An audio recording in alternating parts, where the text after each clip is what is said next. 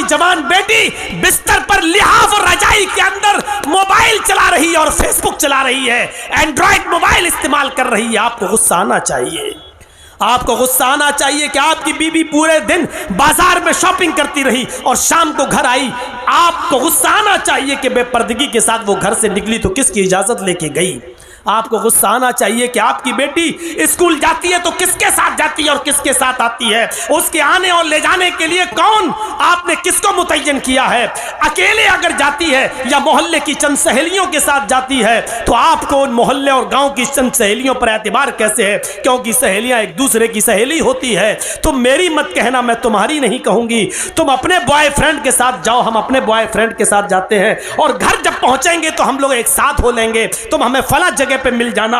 आपने अपनी बेटी को गांव की चंद लड़कियों के साथ स्कूल जाने की इजाजत कैसे दे दी, और दे दी तो आपने उसका पीछा करके कभी देखा, कभी आपने पूछा कि स्कूल से ये लड़की कितने बजे गई, हमारे घर पे कब पहुंचती है। ये हिसाब किताब कौन करेगा। मुसलमानों, तुम हिसाब किताब करने वाली कौम हो। तुम बच्चों के लिए अगर बाप हो तो अपने बच्चों का हिसाब लो, शौहर हो तो अपनी बीवी का हिसाब लो, अगर भाई हो तो अपनी बहन का मुहासिबा करो। मुहासिबा जिंदे करते हैं, मुर्दों से हिसाब नहीं लिया जाता है। हिसाब जिंदों से तलब किया जाता है, मुर्दों से नहीं। तुम जिंदा कौम हो, हम तुमसे हिसाब ले सकते हैं। ये मदरसे में कितना चंदा हुआ है आपने दिया है, आप हिसाब लो मदरसा कमेटी से। मदरसे कमेटी के लोगों को बुरा नहीं मानना चाहिए, क्योंकि एक एक रुपया आपकी अमानत है, आपके बच्चों पर ही खर्च होगा। इसलिए हिसाब जिंदे लेते हैं, हिसाब जिंदे देते हैं। हजरत उमर जब मिंबर पे खड़े हुए और नई कमीज पहनकर खुतबा देने लगे तो एक नौजवान उठा और कहने लगा, उमर खुतबा देना बंद कर, तकरीर करना बंद कर, खुतबा नहीं देने दूंगा। हजरत उमर ने कहा, क्यों, वजह क्या है। कहा, पहले इस बात का हिसाब दो, ये नया कुर्ता तुम्हारे पास कहां से आया। तुम्हारी तनख्वाह बैतुल माल से इतनी नहीं है कि तुम नई कमीज सिला सको, आज नया कुर्ता तुम्हारे पास कहां से आया। हजरत उमर कहने लगे कि इसकी सफाई मेरा बेटा देगा। हजरत उमर फारूक का बेटा उठता है, सफाई पेश करता है कि बैतुल माल में जो चादरें आई थी वो सारे मुसलमानों में तकसीम होना थी। एक एक चादर सबको मिली, मेरे बाप को भी एक चादर मिली, मेरे बाप ने उसी चादर की कमीज बनवा ली है। नौजवान खड़ा होता और कहता, अमीरुल मोमिनीन, एक एक चादर सबको मिली थी, मुझे भी मिली थी। मैं दर्जी के पास गया था, टेलर के पास गया था, मैंने अपना माप दिया, उस चादर में मेरी कमीज नहीं बनी। तुम तो हमसे ज्यादा लंबे हो, हमसे ज्यादा चौड़े हो, हमसे ज्यादा लंबे चौड़े हो और मोटे तंदुरुस्त भी हो, फिर तुम्हारी एक चादर में कमीज कैसे बन गई। उनके बेटे ने खड़े होकर जवाब दिया, नौजवान, एक चादर मुझे भी मिली थी, सबको एक एक चादर मिली थी, मेरे बाप को भी मिली, मुझे भी मिली, सबको एक एक मिली तो उसमें मुझे भी मिली। मेरे बाप की अपनी चादर में जब कमीज नहीं बनी तो मैंने अपनी चादर भी अपने बाप को दे दी। मेरी और अपनी दोनों कमीजें मिलाकर मेरे बाप ने दोनों चादरें मिलाकर कमीज बना ली। नौजवान कहने लगा, बैठ गया, अमीरुल मोमिनीन, अब मुझे इत्मीनान हो गया, अब मैं सेटिस्फाई हो गया, अब आप खुतबा दीजिए। जिंदा लोग हिसाब लेते हैं और जिंदा लोग हिसाब देते हैं। ना हिसाब लेने पर गुस्सा होना चाहिए, ना हिसाब देने पर गुस्सा होना चाहिए। हिसाब जिंदे लेते हैं, हिसाब जिंदा देते हैं। गुस्सा जिंदों को आता है, मुर्दों को नहीं। हम नहीं कहते कि गुस्सा दबाओ, हम नहीं कहते कि गुस्से को तुम पी जाओ, हम कहते हैं गुस्सा उठाओ, गुस्सा उभारो, गुस्सा निकालो, भड़ास निकालो, लेकिन जायज जगह पर, नाजायज जगह पर नहीं। अल्लाह के नबी को भी गुस्सा आता था और गुस्सा इतना आता था कि आपकी आंखें सुर्ख हो जाती थीं और ऐसा लगता था जैसे किसी ने अनार का रस, अनार का जूस किसी ने नबी अकरम की आंखों में डाल दिया हो। इतना गुस्सा आता था जनाब मोहम्मद रसूलुल्लाह को, लेकिन नाजायज बात पर नहीं, जायज बात पर गुस्सा आता था। आज दुनिया की कौमें आज हमारा मजाक उड़ाती हैं और हम मुश्तइल हो जाते हैं। यहाँ गुस्सा नहीं आना चाहिए। मसलन अभी कुछ दिनों पहले एक आदमी ने इस्लाम को बहुत बदनाम किया, कुरान को लेकर बहुत बातें कहीं, हमारे नबी को लेकर बहुत बातें कहीं। लेकिन हम नहीं समझ पाए कि वो सारी बातें कहने के पीछे कौन है। हम नहीं समझ पाए वो बातें कह नहीं रहा, उससे कहलवाई जा रही हैं, और कौन कहलवा रहा है ये भी मैं जानता हूं। लेकिन हम ना नाम ले रहे हैं, ना आपको बताना चाहते हैं और ना नाम लेना चाहते हैं। जब तक आप इन चैनलों पर पाबंदी नहीं लगाएंगे, हमने नाम लेना बंद कर दिया है, क्योंकि इन चैनल वालों ने मुझे कहीं का नहीं छोड़ा है। मेरे ऊपर इतने केस करवाए हैं, इतने केस करवाए हैं कि मैं ज़िंदगी में कभी इनको माफ़ नहीं कर सकता हूँ। मना करने के बावजूद इन्होंने वही चीज़ें डाली हैं जिन चीज़ों से मैंने इनको रोका था। सिर्फ इनके अकाउंट में पैसा आ रहा है, चलाओ बेटा, जितना चला सकते हो चलाओ, लेकिन याद रखना मरना तुम्हें भी है, तुम्हें भी मरना है। और मैंने अब ऐलान कर दिया है, अब जब भी कोई मुझसे जलसे की डेट लेगा तो मेरी पहली शर्त होगी कि कोई भी चैनल वाला नहीं आएगा। ये दिसंबर का महीना ख़त्म हो रहा है, 3-4 दिन और रह गए हैं। अब जनवरी में मेरा यहाँ कोई प्रोग्राम नहीं है, मैं बम्बई जा रहा हूँ, और फरवरी से जितने भी प्रोग्राम होंगे सबके साथ ये शर्त लग चुकी है कि कोई चैनल वाला हमारे जलसे में नहीं आएगा। आएगा तो मैं नहीं आऊँगा। और धोखा एक बार दोगे, बार बार नहीं। जिस जलसे में मैंने किसी चैनल वाले को देख लिया, मैं जिसको बुलाऊंगा, जो मेरे लिए अच्छा होगा और मेरे कहने के मुताबिक जो स्पीच जो देता, उसको बस बुलाएंगे, किसी को नहीं बुलाएंगे।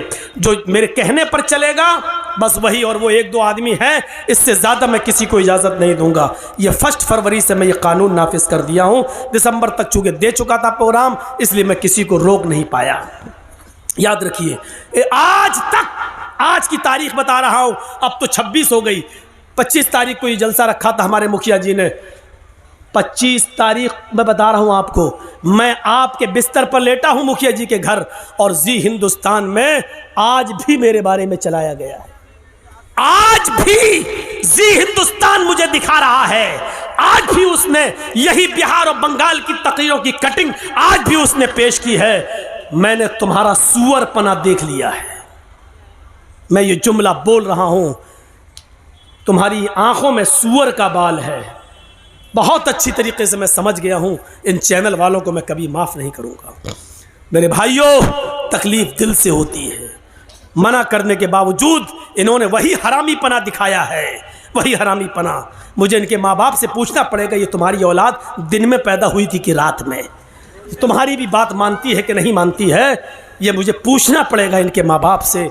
लगता है ये ज़रूर रात में पैदा हुए होंगे, क्योंकि रात में पैदा होने वाली अक्सर औलाद मैं कानून नहीं बता रहा हूँ, ना कोई मौलाना कौन सी हदीस में आया है, मैं बता नहीं रहा हूँ ना, आप ये पूछें, ये इनमें अक्सर रात में पैदा हुए होंगे।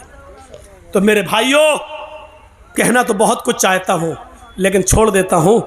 गुस्सा तो बहुत है मेरे अंदर। फिर मैंने कहा था ना, गुस्सा जिंदों को आता है, मुर्दों को नहीं। मेरी इस बात को याद रखना। लेकिन वो गुस्सा अगर आया तो वो मेरा नाजायज़ गुस्सा हो जाएगा। उतना हमें नहीं बोलना था, इसलिए हम रोक रहे हैं अपने आप को। चलिए, 1 फरवरी से तुम खुद ही रुक जाओगे। तो मेरे भाइयों, मैं यही कह रहा हूँ कि अपना हिसाब करो, अपने बच्चों का हिसाब करो। पूछो, आज की नौजवान नस्ल, हमारी बेटियां, हमारी लड़कियां, आप बैठे हो, खामोश हो, सोचो क्या प्लानिंग हो रही है हमारी बेटियों के बारे में। कभी सोचा आपने ठंडे दिल से? कभी सोचा है आपने? सोचिए, मंसूबे क्या हो रहे हैं। गुस्सा आना चाहिए, लेकिन जायज जगह पर, नाजायज जगह पर नहीं।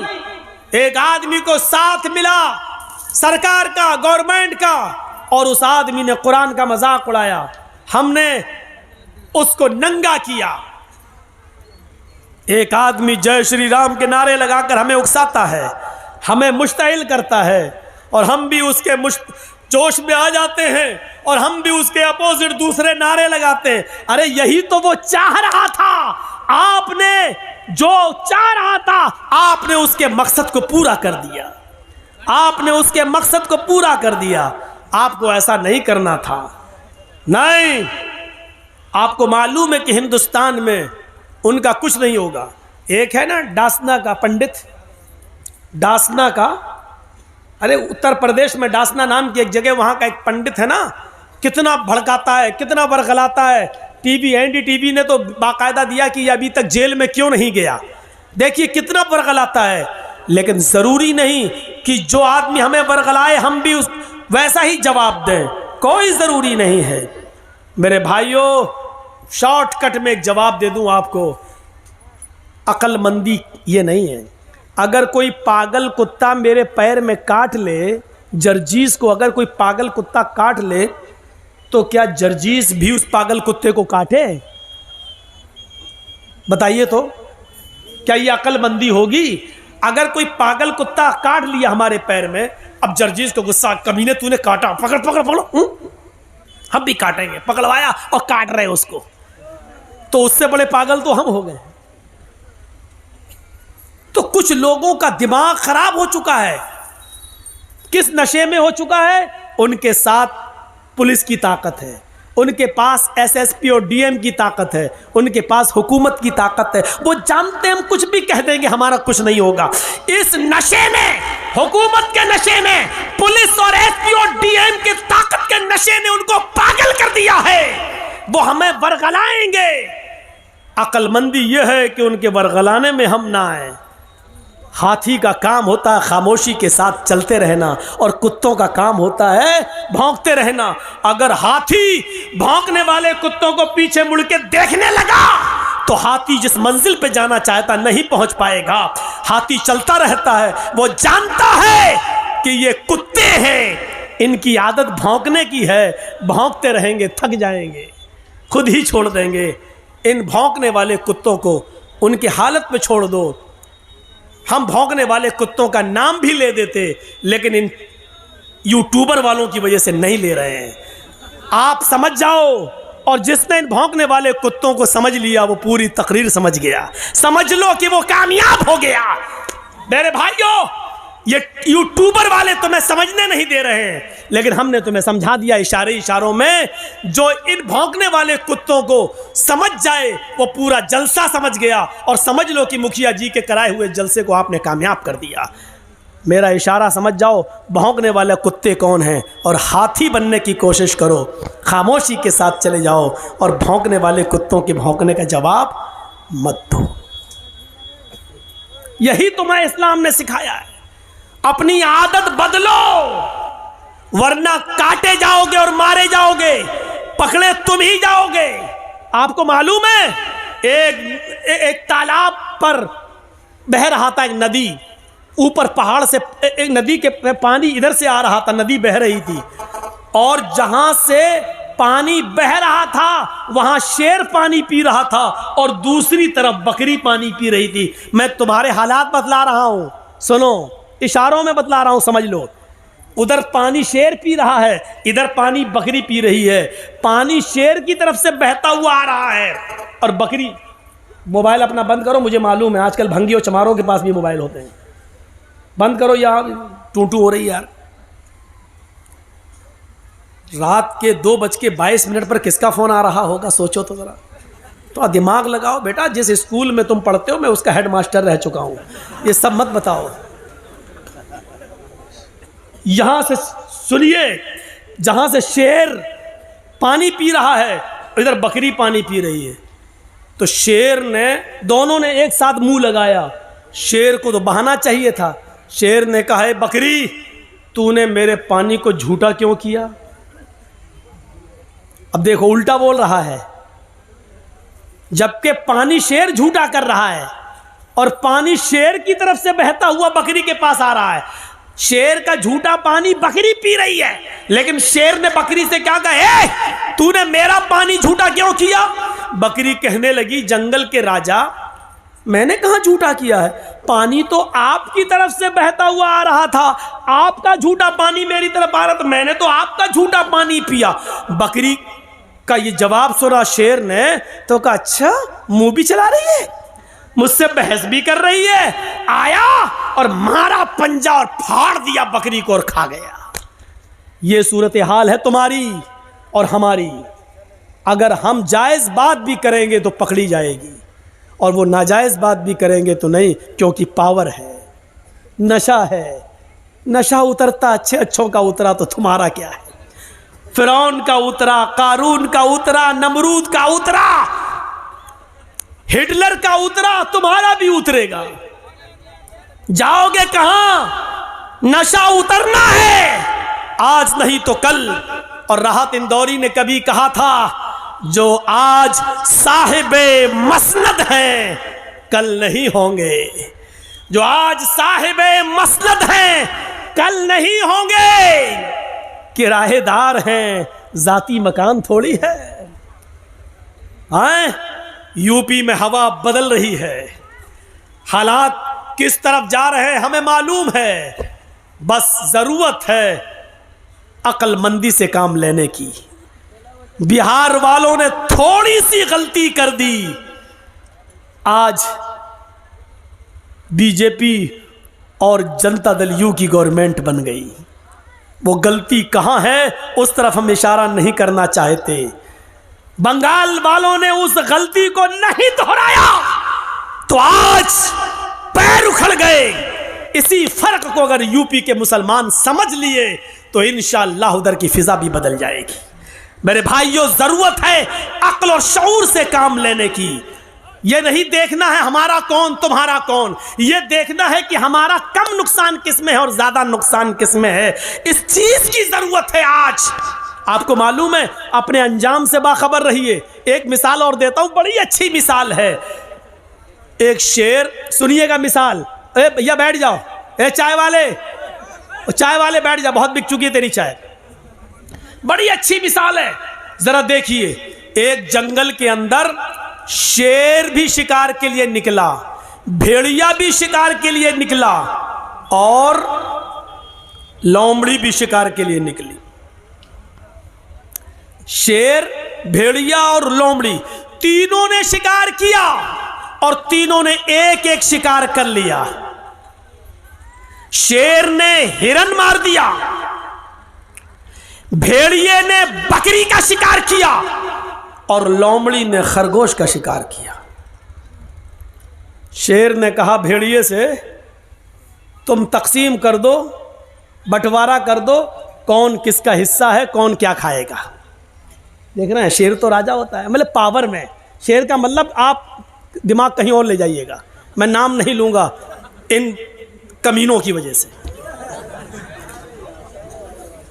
कितना मजबूर कर दिया है आपने, सोचा आपने, अंदाजा लगाया कितना मजबूर कर दिया आपने मुझे। तो सुनो, शेर जब मैं बोलूं तो कुछ और सोचना, मैं नाम नहीं लूंगा। तो शेर ने हिरन मारा, भेड़िए ने बकरी का शिकार किया और लोमड़ी ने खरगोश का। शेर ने कहा, मतलब पावरफुल, भेड़िए से कहा इंसाफ कर दो, फैसला कर दो, कौन क्या खाएगा। भेड़िए ने कहा बहुत आसान है। कहा क्या? कहा हिरन आप खा लीजिए, बकरी मैं ले लेता हूं, लोमड़ी खरगोश ले लेगी। शेर को गुस्सा आ गया, शेर को गुस्सा आया और उस गुस्से में मारा पंजा, भेड़िए के सर अलग तन अलग, टुकड़े टुकड़े हो गए उसके, खत्म कर दिया उसने भेड़िए को। लोमड़ी से कहा बहन जी तुम इंसाफ करो। लोमड़ी ने देख लिया, भांप लिया। लोमड़ी ने कहा बहुत आसान है। कहा क्या? कहा 3 शिकार हैं, हिरन, बकरी और खरगोश। हिरन आप सुबह खा लीजिए, बकरी आप शाम को खा लीजिए और मुंह का जायका बदलने के लिए खरगोश को आप दोपहर में खा लीजिए। शेर ने कहा वाह, बहुत अच्छा फैसला, वाकई इतनी अकल तुम्हें किसने दी, इतना अच्छा फैसला तुम्हें किसने सिखाया? उसने कहा इस भेड़िए ने, इस भेड़िए के अंजाम ने। इतनी जबरदस्त मिसाल देने के बाद भी हमारी अकल नहीं खुल रही है। हमारी अकल, भेड़िए, लोमड़ी ने देखा खरगोश जा रहा है, जाए, ये मेरा कम नुकसान है, लेकिन अगर ये हम ही को मार के खा गया तो हम ही नहीं रहेंगे तो क्या खाएंगे? अपने आप को पहले बचाओ। तो मेरे भाइयों, इस वक्त ये मत देखिए कि कौन आ रहा है, इस वक्त ये देखिए कि हमारा बड़ा नुकसान किस में और छोटा नुकसान किस में है। इसलिए बड़े नुकसान से बचाने के लिए छोटा नुकसान अपने आप को कर देना चाहिए अपना।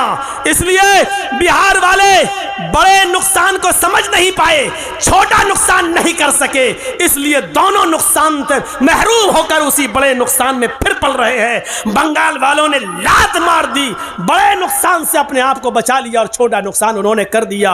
अल्लाह उत्तर प्रदेश की आवाम को भी बड़े नुकसान से बचने की तौफीक अता फरमाए, उनको अक्ल शऊर अता फरमाए और उनको भी समझदारी से काम ले और लोमड़ी की तरह उनको भी इबरत हासिल करने की तौफीक अता फरमाए, वरना हाल वही होगा जो भेड़िए का हुआ। क्योंकि पावर इंसाफ तो यही था, शेर ने हिरन मारी, शेर हिरन खा ले, भेड़िए ने बकरी मारी, भेड़िया बकरी खा ले, लोमड़ी ने खरगोश मारा, लोमड़ी खरगोश खा ले। भेड़िए ने फैसला सही किया, लेकिन इसके बावजूद भी उसको जान से हाथ धोना पड़ा। अच्छा, मोरा पंजाब बेचारा गया, लोमड़ी से कहा तुम इंसाफ करो, उसने कहा दिन में आप सुबह में हिरन खा लीजिए, शाम को बकरी खा लीजिए और दोपहर में अगर मुंह का जायका बदलना हो तो खरगोश का टेस्ट कर लीजिए, तीनों आपके। वाह वाह, क्या अच्छा फैसला किया। लोमड़ी से कहा लोमड़ी इतना अच्छा फैसला तुझे किसने सिखाया? सीधे कहती है भेड़िए के अंजाम ने, भेड़िए ने, इसी भेड़िए से सीखा है मैंने। तो आप भी कुछ सीखिए, उत्तर प्रदेश के लोग बिहार से सीख लें और बंगाल से भी सीख लें। मिसाल भी बड़ी अच्छी हो, बड़े अच्छे मौके पर याद आई है। तो मेरे भाइयों, अपने अंजाम को समझने की कोशिश कीजिए। अपने हम जानते हैं हमारा इस वक्त कौन है, कोई नहीं। इस बात का भी एतराफ़ है, हम किसी का फेवर नहीं कर रहे हैं। बंगाल में हमने किया था, लेकिन यह हकीकत है कि हमारा इस वक्त कोई नहीं है। आप किसी पर भरोसा करके देखें तो भरोसे के लायक कोई नहीं है। इस बात का एतराफ़ है कि मुसलमानों को हमेशा हर पार्टी ने ठगा है, हर जमात ने ठगा है, हर सियासी जमात ने हमारा नाजायज़ फ़ायदा उठाया है। हम मजबूर हैं, लेकिन हाँ, हम अपने अंजाम को भी देख रहे हैं और समझ रहे हैं मेरे भाइयों। इसलिए हमें अक्ल के नाखून लेना पड़ेगा, अपने अंजाम को सोचना पड़े। मैं डरा नहीं रहा हूँ, मुसलमान कभी किसी से डरता नहीं है, एक पीछे पड़े हुए हैं। जबकि उत्तर प्रदेश में मैं कोई तकरीर नहीं कर रहा हूँ, फिर भी चैनल वाले हाथ धोकर नहीं, नहा धोकर मेरे पीछे पड़े हुए हैं, नहा धोकर। ये देखो बंगाल में मुसलमानों को डरा रहा है, ये देखो एक कर रहा है। अरे मैं नहीं डरा रहा हूँ, चैनल वालों, जी इंडिया और जी न्यूज और जी हिंदुस्तान, क्या तुम अंधे हो, दिखाई नहीं देता? या तुम्हें पावरफुल की तरफ से, शेर की तरफ से कोई हड्डी डाल दी गई है जिसकी बदबू का टेस्ट तुम्हें लग गया है, जो छूटती नहीं है तुम्हारी जबान से? तुम्हें पता नहीं है कि इस वक्त गाय की बात कौन कर रहा है, इस वक्त मंदिर की बात कौन कर रहा है, इस वक्त मथुरा की ईदगाह की बात कौन कर रहा है? अंधो, तुम्हें ये नहीं दिखाई दे रहा है? आए चैनल वालों, क्या तुम्हें ये नहीं दिखाई दे रहा है कि फिरका परस्ती की बू कहां से आ रही है? हिंदू और मुसलमानों को डराने की कोशिश कौन कर रहा है? आपस में ये बंटवारा कौन कर रहा है? चैनल वालों, ये तुम्हें दिखेगा नहीं, क्योंकि हड्डियों ने तुम्हारे अंदर नशा पैदा कर दिया है। वो हड्डी शेर की तरफ से आई है। शेर, बस अक्लमंद रहा इशारा काफी, शेर की तरफ से आई है। इस शेर को समझ जाओगे आप कौन है। शेर भी कभी बकरी बनेगा। और कहो इंशाअल्लाह, कहो इंशाअल्लाह। ये तहज्जुद की नमाज का वक्त है रात का, और अल्लाह ताला पहले आसमान पर आ जाता है। इस वक्त दुआ कीजिए कि बारे इलाह, जो हमारे मुल्क के लिए बेहतर हो उसको मुल्क का मुहाफिज बना। हम ऐसी दुआ ही नहीं कर रहे हैं कि कोई हम पर केस करे। हम तो ये कह रहे हैं जो हमारे देश के हक में बेहतर हो, जो हमारे मुल्क के हक में बेहतर हो, जो हमारे मुल्क की हिफाजत करता हो, जो सच में हमारे मुल्क को अपना मुल्क समझता हो। ऐ अल्लाह, तू इस मुल्क का इक़्तिदार उसको अता फरमा। ऐ अल्लाह, जो भारत के 1 अरब 25 करोड़ लोगों को एक साथ लेके चलता हो, जो धर्मनिरपेक्ष हो, जो हिंदू मुस्लिम के चश्मे से नहीं इंसानियत के चश्मे से देखता हो। ऐ अल्लाह, इस मुल्क को ऐसे लीडर की ज़रूरत है, इस मुल्क को उसके हवाले कर दे।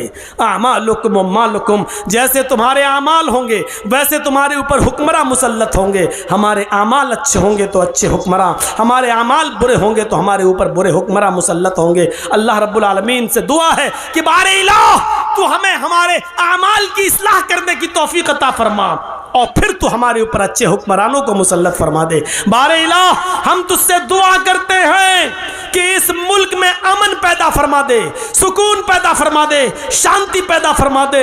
ऐ अल्लाह, जिस तरह एक बाग के अंदर आम, सेब, पपीता, अमरूद, अंगूर, अनार सब होता है और किसी फल को किसी फल से दुश्मनी नहीं होती है, उसी तरह इस मुल्क में हिंदू, मुसलमान, सिख, ईसाई सब लोग रहते हैं। अल्लाह, हम सबको आपस में भाई भाई बना दे, एक दूसरे का हमदर्द बना दे, एक दूसरे का गमख्वार बना दे, एक दूसरे के लिए अपनी कुर्बानी देने वाला बना दे।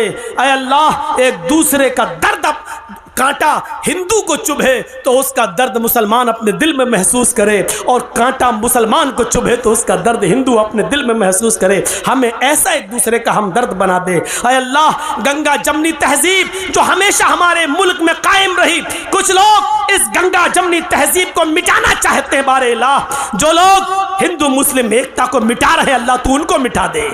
ऐ अल्लाह, जो हिंदू मुस्लिम एकता को खत्म करना चाहते हैं, अल्लाह तू उनको खत्म कर दे। ऐ अल्लाह, जो इस मुल्क के अमन, चैन और सुकून और शांति को भंग करना चाहते हैं, अल्लाह तू उनको भंग कर दे।